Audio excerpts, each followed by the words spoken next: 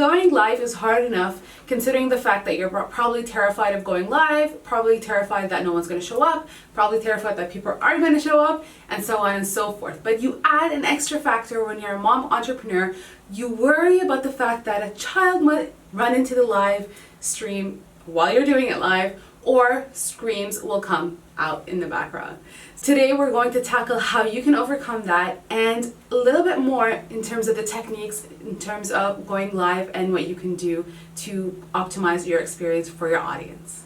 Now, before we head into the details, please make sure that you like this video and subscribe and hit the bell icon, because when you subscribe and you hit the bell icon, you get a notification every time a new video goes live. So that way you're the first to know that a new video has gone live on Socialize That, and you can go in and watch it and get all the beautiful experiences. All my videos, I give out valuable information that you can learn from in terms of digital marketing and how you can use it in your business so that you can grow and prosper. Now, if you have a mom entrepreneur here that actually needs to hear this, please share this video with her and let her watch through all the way so that she can actually get the benefit. So if you're a complete beginner with video or going live, I recommend that you first start off with going live for 5 minutes, no longer. What? I know, you probably just came from another video saying that you should be going live for 20 minutes. I do not recommend that for people who are going live for the first time, or if you're fairly new to going live. I am pretty comfortable with the camera, and I still haven't gotten to the point where I've been going live for 20 minutes. So you have to make sure that you are comfortable 100% to deliver value for the entire 20 minutes. You don't want to actually waste your audience's time, because you're going to have massive dropouts. And at the same time, you don't want to put extra pressure on yourself, because I'm all for simplifying your online marketing process. And that really revolves around you choosing your content marketing strategy in the best way possible to turn your current following into clients. So we don't want to overwhelm you with going live every week for 20 minutes while being a mom, because there's enough stuff to do. I know from experience, I have 2 little kids and a full-time job, and I teach at a university, and I do this. So this is, from life experience, doing 20 minutes is a lot of work. Go with 5 minutes. It's still going to be a lot of work, but with time you're going to get used to it, you're going to get the hang of it and the hang of the technology, and then you can start to advance to 10 minutes, 15 minutes, and then 20 minutes later on. Just some tips in terms of when you're going live. What you're going to be expecting is that you're going to go on your Facebook page, you're going to click live, and you're not going to go live directly. There's going to be an option for you to add a title, a description, and all these beautiful things that you can actually do. And you can also, if you don't want to go on video, you can also share your screen on your Facebook business page. So that means you have so many features that you can use to go live. You don't need to have your hair done. You don't need to have your makeup done. You just need to go live once a week. Be consistent. If you can't do once a week, do bi-weekly lives. I'm currently in the process of starting the bi-weekly lives in my own Facebook group. If you're interested in joining that, click the link in the description box below. Look for the word Facebook group. You're going to find the link there, and you can join that group. I go live bi-weekly to deliver value. Why did I choose bi-weekly? Because I can't allocate that much time going live on several platforms several times a week while having the kids with me. Remember, right now we're only thinking about the live factor, but if you actually consider the other things that I do, like, so for example, I'm an online marketing coach, I still have coaching calls, so I'm also there going live as well. And the reason why I chose bi-weekly is because this is the only time that I can actually allocate for going live, and it's going to be most probably at a time when my kids are asleep, because my kids already are handling enough time away from me from my full-time job and from the coaching calls that I have with my clients. I don't want to add more burden to the relationship by adding in a live feature factor. Now let's talk about the structure of your video. So when you're going live, you click the live button. We mentioned we put the title, the description, and all those details. You need to make sure here that you're picking something that is keyword rich. So what keyword rich means is that if someone is searching for this video, what would they be searching for? Add in keywords that would hook them in, add in keywords that would actually make sense to get them watching the video live. Because Facebook plays your video without sound and the description will appear. So they're going to decide on watching the video based on the description or the captions before they click on the video and listen in live with you. Then comes the format of the video. So you can either decide to have a video that is live face to face or face to screen, or you can decide to have a Facebook live based on the screen share that you have. Maybe it's a presentation and whatnot. You're going to need to have the store in place. Now you're probably like, what store?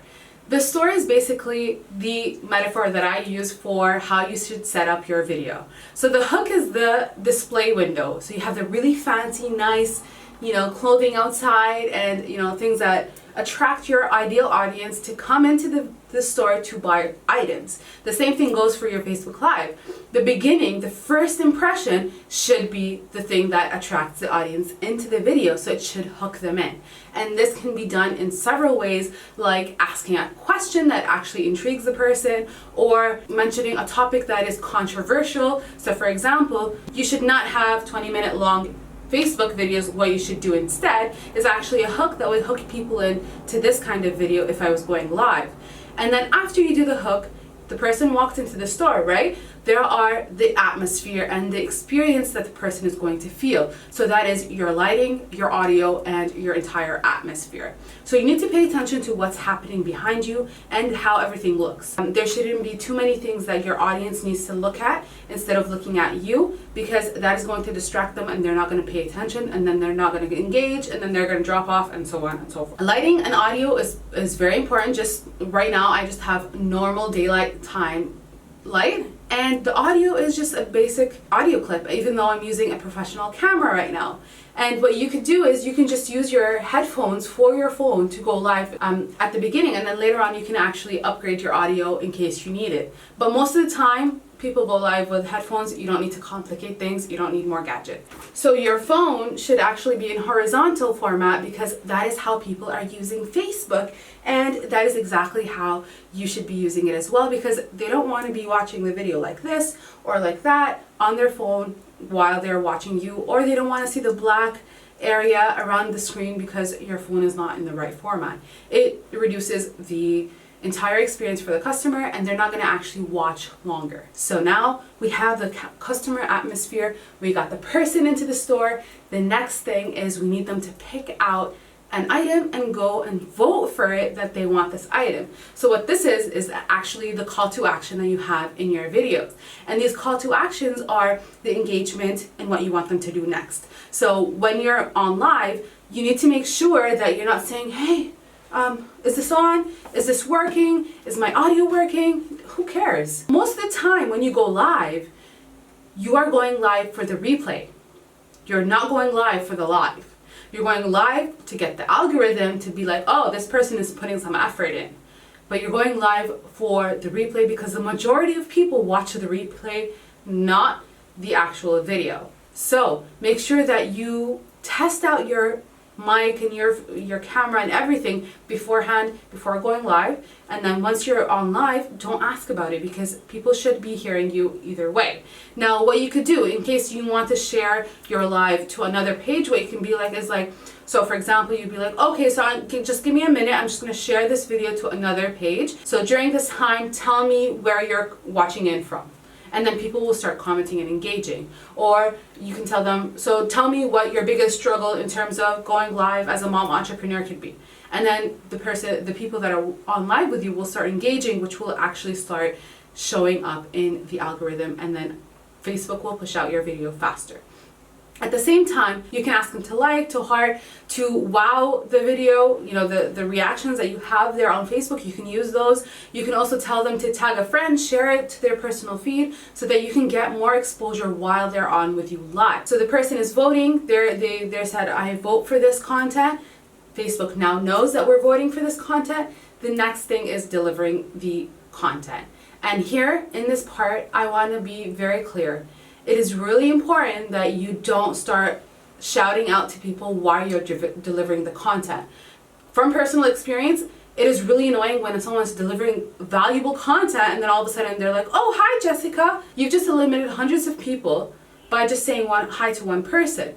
Keep the highs and buys, to the beginning and to the end of the video, because you don't want to interrupt the conversation right in the middle of the video. So make sure that you are delivering the content from A to Z, and then you leave time for the end. Be like, thank you, Jessica, for joining in. Thank you, whoever, for joining in. And if you feel like you really need to engage them and, call out to them, take a break in the middle of the content. Be like, okay, so right now I just want to take this moment to say hi to Jessica. She just popped in. I want to take this moment to say hi to Sally. She just walked in. So after delivering the content, you're going to do the last step, which is the call to action.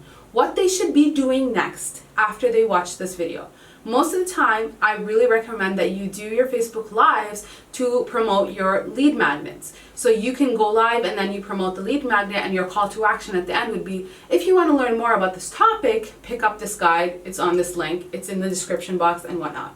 Then, after we do this, our work is not done. We went live, we finished, we uploaded it, we're done. Phew! But we still have one more factor to factor in. We have to promote this video very well. 80% of the time that your video is successful is probably because of the way you promoted it. So you need to promote it to your email list, you need to promote it to your other social media platforms, you need to use it in your Facebook page, pin it to the top, and so on and so forth. When you want to go in to promote your video, make sure that you change out your thumbnail once the video is live and on your page. A lot of people don't do this, and then you have a picture of someone going while they're live. So you could change out the video thumbnail, and then you can promote it and make sure that everyone is seeing it. Now, I do talk more about this in the checklist that you can pick up at the bottom of this video, so that you can learn more exactly how you can promote your video. Now, going to the most important part, which is how to do it when you're a mom.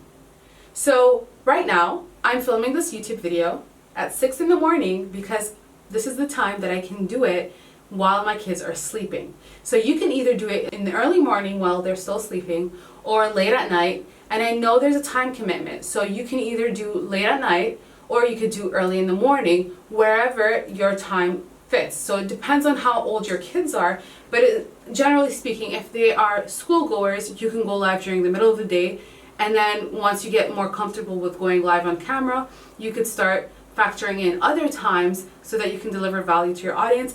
And then by that time, your audience would have gotten used to you going live. You've delivered so much value, they wouldn't have mind if your child walks in, by accident and whatnot. Now, also depending on how old your child is, sometimes you can just tell your child, honey, mommy is busy right now. She needs half an hour, 10 minutes, 20 minutes to do something. Can you please sit quietly, play with this toy, or watch this TV show, or whatever. You need to make sure that you know and schedule out beforehand when you're going live. So for example, for me, when I go live, I know that I have a certain time frame where my kids are watching TV. I make sure that they don't watch TV during the day until the time frame of when I need to go live, because now they're very excited to watch the TV channel, which ends up having them, focus on the TV for half an hour, get my stuff done, then we do something else.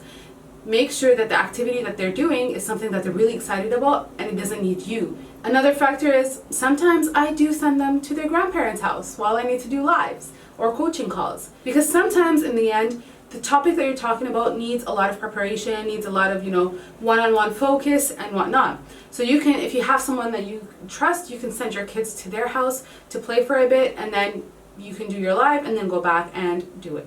And then the last option is go live even though you have kids.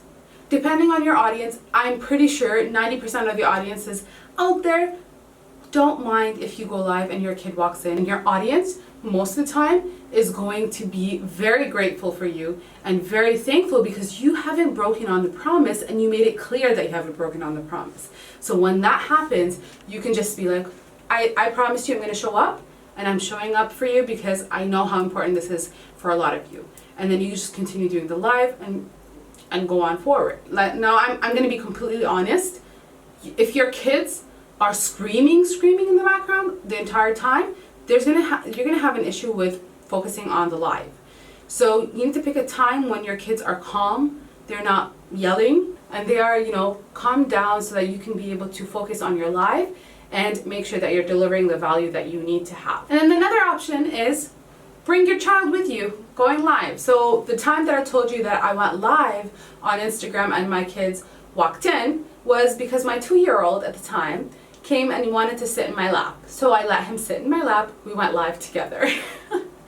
So there are so many ways that you can get out of this, and I recommend that you pick up the Facebook Live checklist that is found in the description box below. It's going to help you a lot in terms of how you should be going through your Facebook Live step by step by step. Now, if you like this video, subscribe and hit the bell icon at the bottom of the page so that you can get notified for next week's video. I share a lot of content in terms of social media and entrepreneurship, so make sure you subscribe and hit the bell icon. I would appreciate it so much to grow my channel. And that's it. I'll see you in next week's video.